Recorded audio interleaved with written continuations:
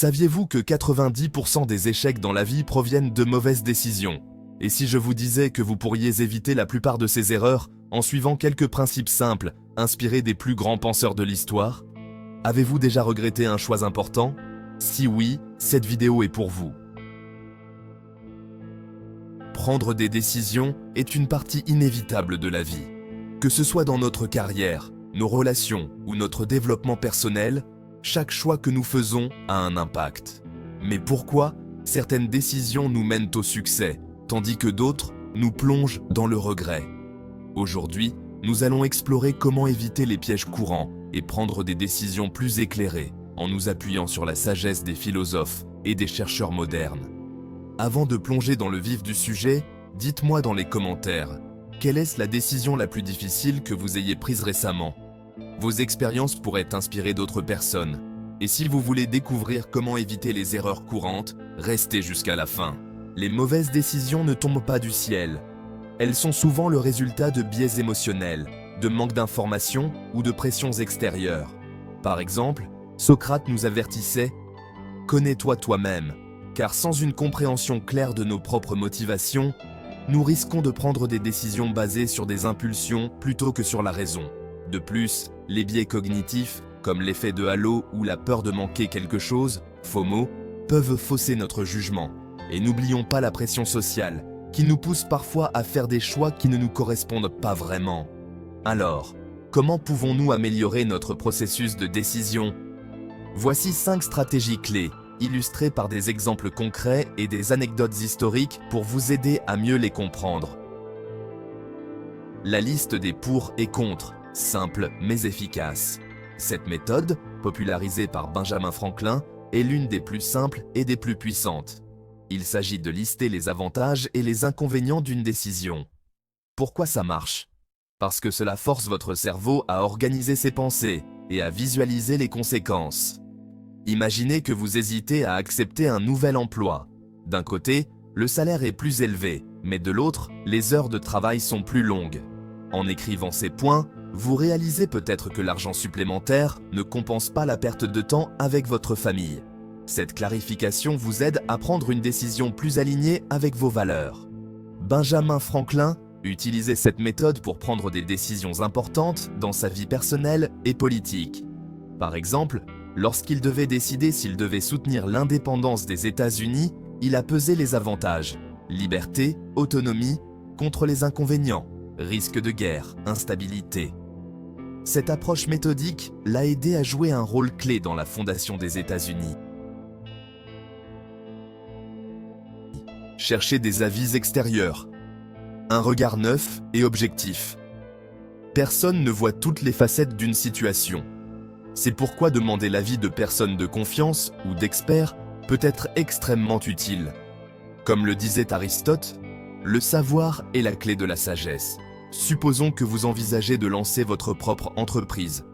En parlant à un entrepreneur expérimenté, vous pourriez découvrir des défis auxquels vous n'aviez pas pensé, comme la gestion du cash flow ou les pièges juridiques. Ces informations pourraient vous éviter des erreurs coûteuses. Dans la Grèce antique, Socrate pratiquait la maïeutique, une méthode qui consistait à poser des questions pour aider les autres à découvrir la vérité par eux-mêmes. En cherchant des avis extérieurs, vous faites quelque chose de similaire. Vous utilisez les questions et les perspectives des autres pour éclairer votre propre chemin. Comprendre ces biais cognitifs. Éviter les pièges mentaux. Nos cerveaux sont programmés pour prendre des raccourcis mentaux, mais ces raccourcis peuvent nous induire en erreur. Par exemple, le biais de confirmation nous pousse à chercher des informations qui confirment ce que nous croyons déjà, en ignorant les preuves contraires. Imaginez que vous êtes convaincu qu'un certain investissement est sûr. Vous lisez uniquement des articles qui vantent ses mérites en ignorant les avertissements sur les risques. Résultat, vous perdez de l'argent. En apprenant à reconnaître ce biais, vous pouvez prendre des décisions plus équilibrées. Pendant la guerre du Vietnam, le gouvernement américain a souvent succombé au biais de confirmation en ignorant les rapports qui contredisaient leur stratégie. Cela a conduit à des décisions désastreuses et à une prolongation inutile du conflit.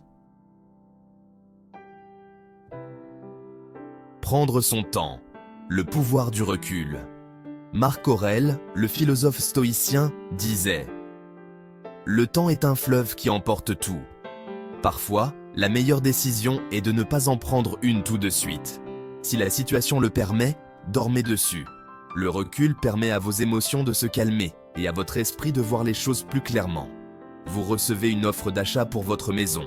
Elle semble bonne, mais vous avez un doute. Au lieu de répondre immédiatement, vous décidez d'attendre 24 heures. Pendant cette période, vous réalisez que l'acheteur essaie de vous presser, ce qui pourrait cacher des problèmes. En prenant votre temps, vous évitez une décision précipitée.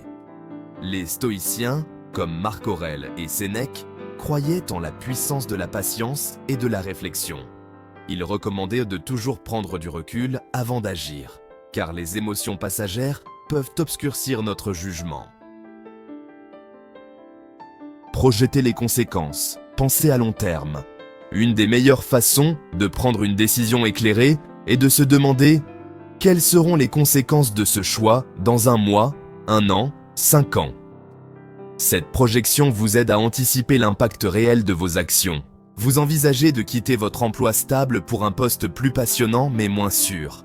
En projetant les conséquences, vous réalisez que dans 1 an, vous pourriez être en difficulté financière si le nouveau poste ne fonctionne pas.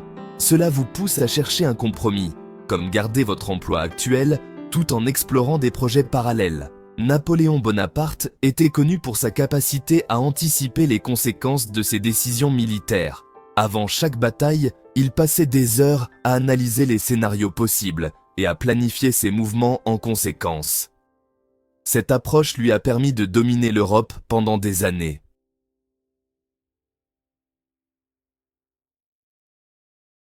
Mais parmi toutes ces stratégies, il en existe une qui se distingue, la pensée systémique.